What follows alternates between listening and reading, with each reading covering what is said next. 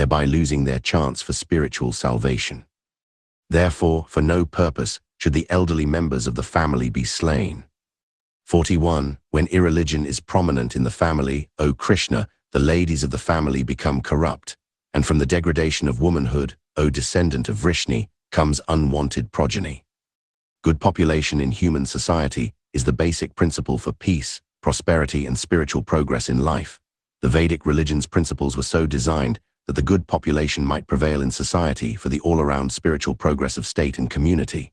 Such population in society depends on the chastity and faithfulness of its womanhood. As the children are very prone to being misled, similarly, women are also very prone to degradation. Therefore, both the children and the women require protection by the elderly members of the family. By being engaged in various religious practices, women may not be misled into adultery. According to the sage Chankya Pandit, women are not very intelligent generally, and therefore not trustworthy. So the different family traditions of religious activities should always engage them, and thus their chastity and devotion would give birth to a good population, eligible for participating in the Varnasram system.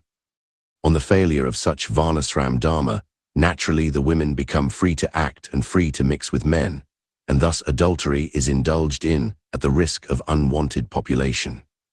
42. When there is an increase of unwanted population, a hellish situation is created both for the family and for those who destroy the family tradition. In such destroyed families, there is no offering of oblations of food and water to the ancestors. According to the rules and regulations of fruitive activities, there is the need for offering periodical food and water to the forefathers of the family. The food and water offering to the deceased forefathers is done by worship of Vishnu, because eating the remnants of food offered to Vishnu can deliver one from all kinds of sinful actions. The forefathers may be suffering from various types of sinful reactions, and some of them cannot even acquire a gross material body and are forced to remain in subtle bodies as ghosts. Thus, when remnants of prasadam food are offered to the forefathers by descendants, the forefathers are released from ghostly or other kinds of miserable life. Such help rendered to forefathers is a family tradition, and those who are not in devotional life are required to perform such rituals. One who is engaged in the devotional life is not required to perform such actions. Simply by performing devotional service, one can deliver hundreds and thousands of forefathers from all kinds of miserable life. It is stated in the Srimad Bhagavatam, anyone who has taken shelter of the lotus feet of Mukunda, the giver of liberation, giving up all obligations, and has taken to the path in all seriousness, owes neither duties nor obligations to the demigods, sages, general living entities, family members, humankind, or forefathers. Such obligations are automatically fulfilled by performance of devotional service to the Supreme Personality of Godhead. 43. By the evil deeds of the destroyers of family tradition, all kinds of community projects and family welfare activities are devastated. Purport: the four orders of human society, combined with family welfare activities as they are set forth by the institution of the Sanatan Dharma, or Varnasram Dharma, are designed to enable the human being to attain his ultimate salvation. Therefore, the breaking of the Sanatan Dharma tradition by irresponsible leaders of society brings about chaos in that society, and consequently people forget the aim of life, Vishnu, God. Such leaders are called blind, and persons who are led by such leaders are sure to be brought into chaos. 44. O Krishna, maintainer of the people, I have heard by disciplic succession that those who destroy family traditions dwell always in hell. 45. Alas, how strange it is that we are preparing ourselves to commit great sinful acts, driven by the desire to enjoy royal happiness. 46. I would consider it better if the sons of Dhritarashtra killed me unarmed and unresisting, rather than fight with them. It is the custom, according to Kshatriya fighting principles, that an unarmed and unwilling foe should not be attacked. Arjuna, however, in such an enigmatic position, decided he would not fight even if he were attacked by the enemy. He did not care how much the other party was bent upon fighting. All these symptoms are due to soft-heartedness, resulting from his being a great devotee of the Lord. 47. Samjaya said, Arjuna, having thus spoken, cast aside his bow and arrows and sat down on the chariot, his mind overwhelmed with grief. Purport: while observing the situation of his enemy, Arjuna stood up on the chariot, but he was by now so afflicted with lamentation that he sat down again, setting aside his bow and arrows. Such a kind and soft-hearted person, in the devotional service of the Lord, is fit for receiving self-knowledge. Thus end the Bhaktivedanta purports to the first chapter of the Srimad Bhagavad Gita, in the matter of observing the armies on the battlefield of Kurukshetra. Two contents of the Gita summarized. 1. Samjaya said, seeing Arjuna full of compassion and very sorrowful, his eyes brimming with tears, Madhusudana, Krishna, spoke the following words. 2. The Supreme Personality said, my dear Arjuna, how have these impurities come upon you? They are not at all befitting a man who knows the progressive values of life. They do not lead to higher planets, but to infamy. Purport.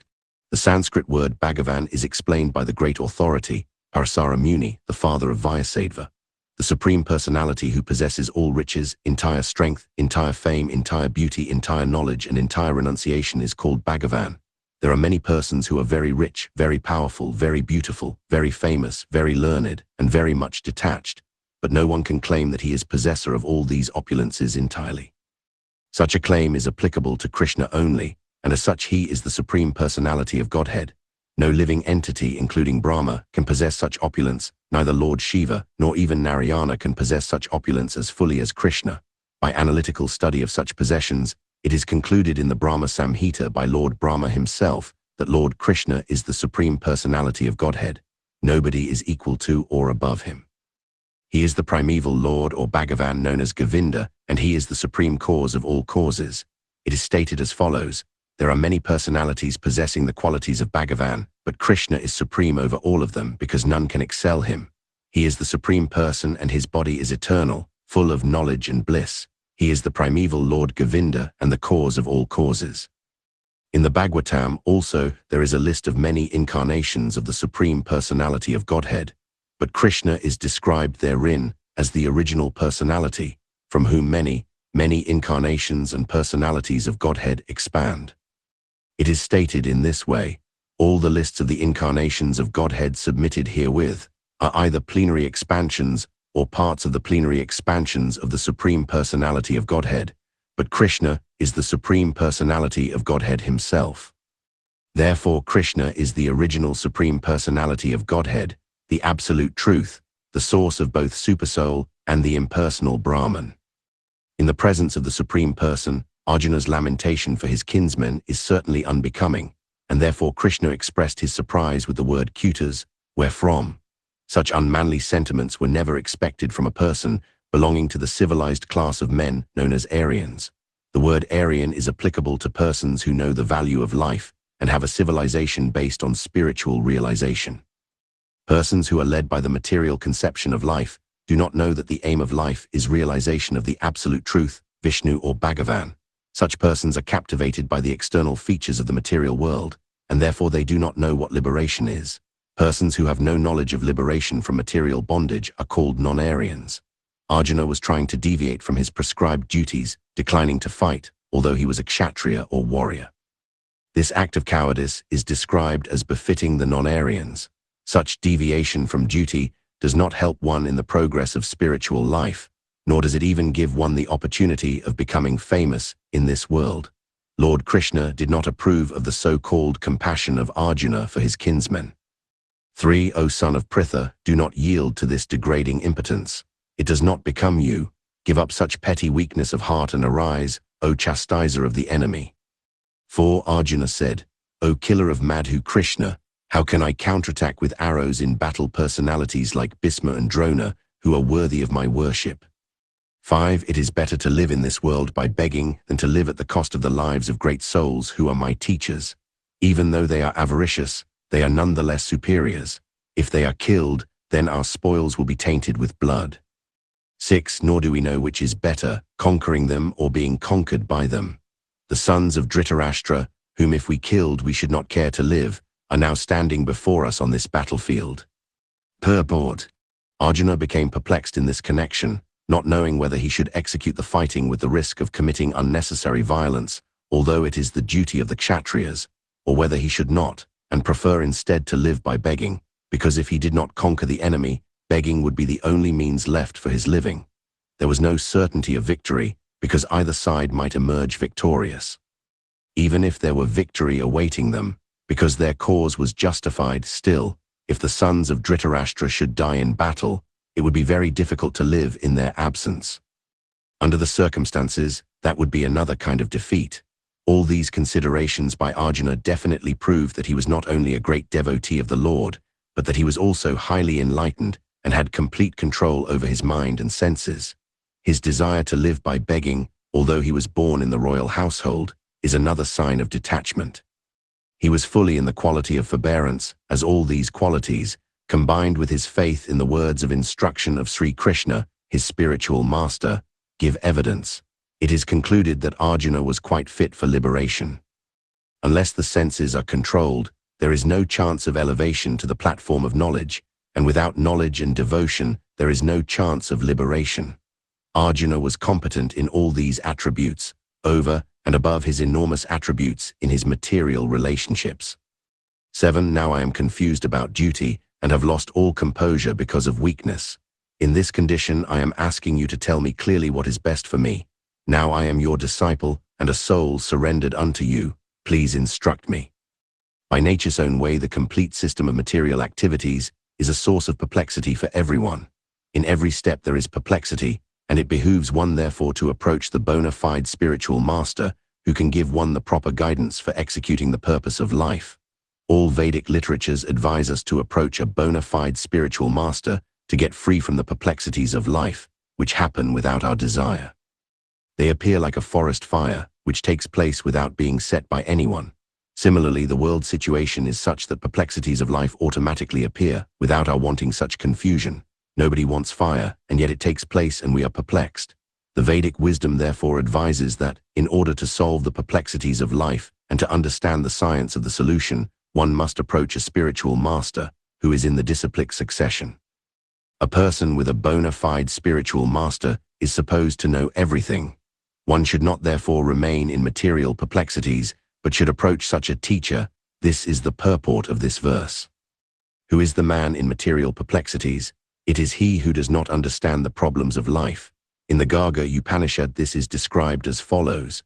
He is a miserly man who does not solve the problems of life as a human, and who thus quits this world like the cats and dogs, without understanding the science of self-realization. He is called a miserly man. This human form of life is a most valuable asset for the living entity who can utilize it for solving the problems of life. Therefore, one who does not utilize this opportunity is a miser. On the other hand, there is the Brahmana, or the Brahmin, who is intelligent enough to utilize this body for solving all the problems of life. The Kripanas, or miserly persons, waste their time in being overly affectionate for family, society, country, etc. in the material conception of life. One is often attached to family life, to wife, children, and other members on the basis of skin disease. The Kripanas think that they are able to protect their family members from death, or the Kripana thinks that his family or society can save him from death. Such family attachment can be found even in the lower animals, who also take care of children.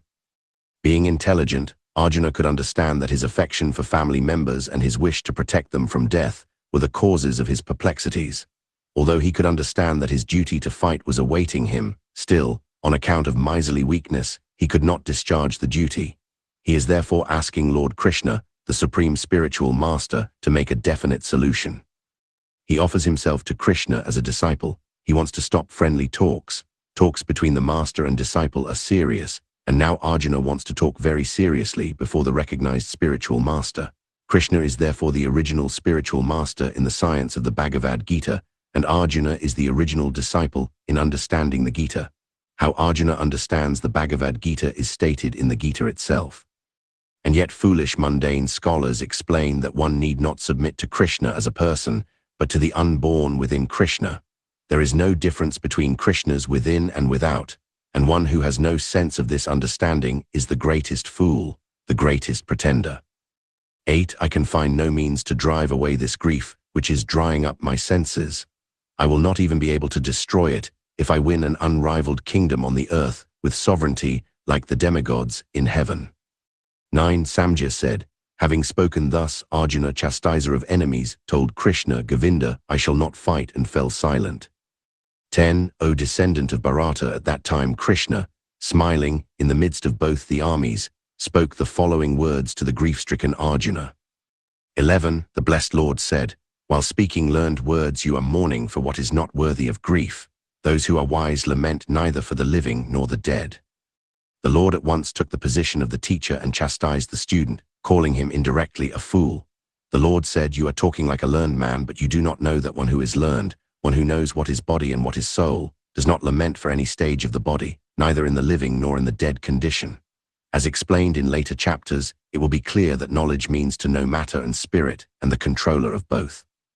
Arjuna argued that religious principles should be given more importance than politics or sociology, but he did not know that knowledge of matter, soul, and the supreme is more important than religious formulas.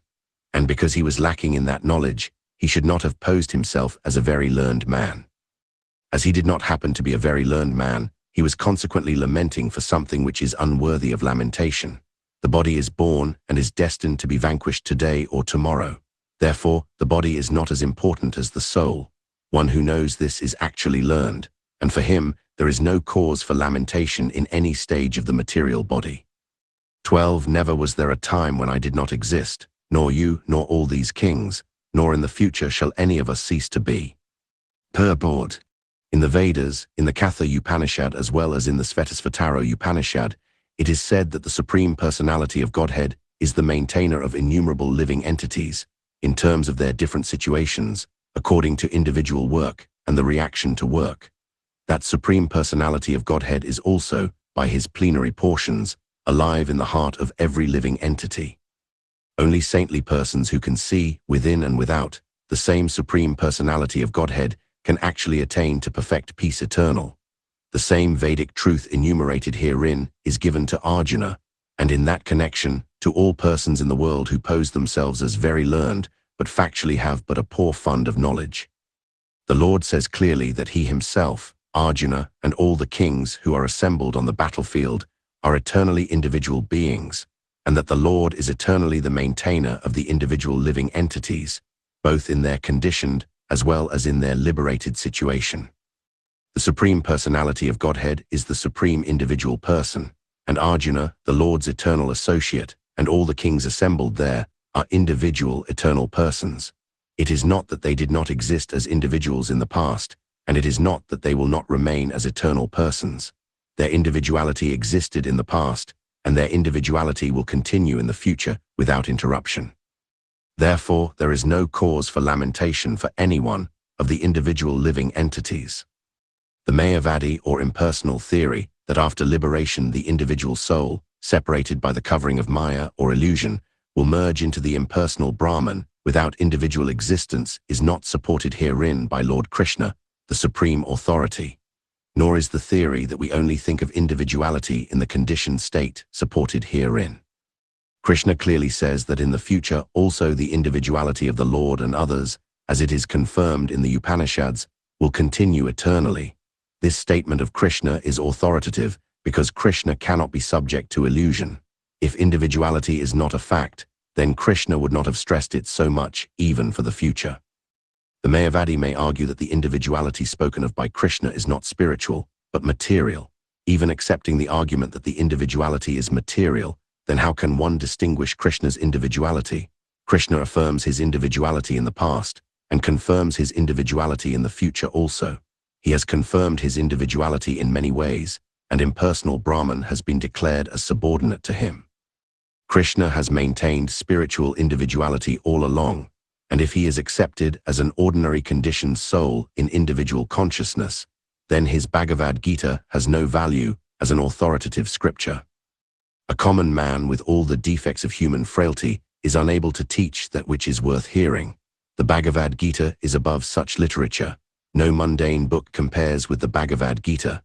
When one accepts Krishna as an ordinary man, the Bhagavad Gita loses all importance. The Mayavadi argues that the plurality mentioned in this verse is conventional and that the plurality refers to the body. But previous to this verse, such a bodily conception has already been condemned. After condemning the bodily conception of the living entities, how was it possible for Krishna to place a conventional proposition on the body again? Therefore, the plurality is on spiritual grounds,